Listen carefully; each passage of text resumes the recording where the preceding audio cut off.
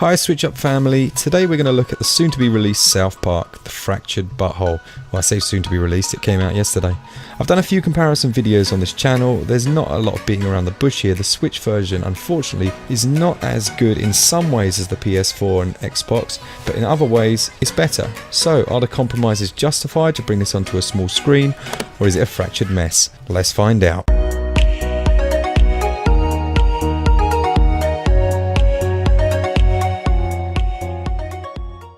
Okay, the first thing to note is if you're planning on picking this up, you're going to need an SD card. It comes in at 14 gigabytes, plus there's a day one patch of 3 gigabytes, which is ow. With that out of the way, let's look at a side-by-side action, and I'll go through the main differences on Switch.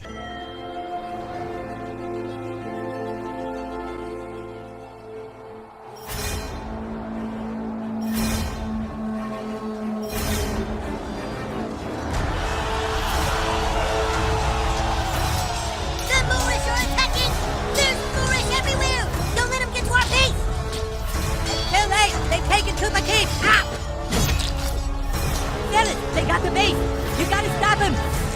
Fight the Moorish! Their armor is too strong! They're wearing bicycle helmets! Where is the king? There is a major difference as well that cannot be overlooked if you're planning on buying this one. Okay, as you can see, in terms of visuals, the game was never meant to blow you away. The differences in frame rates I can totally live with. Unlike Doom, this game does not rely on fast twitch reflexes. You just need a pretty quick sense of humour. The resolution differences are slightly more irritating, but the Switch just looks so damn good in handheld. Particularly, the low resolution doesn't really detract from the experience too much. But, and this is a big but, the game has issues on Switch. Unlike its beefier counterparts, the Switch version is littered with loading screens. They are everywhere they shouldn't be, even down to loading from room to room within a house.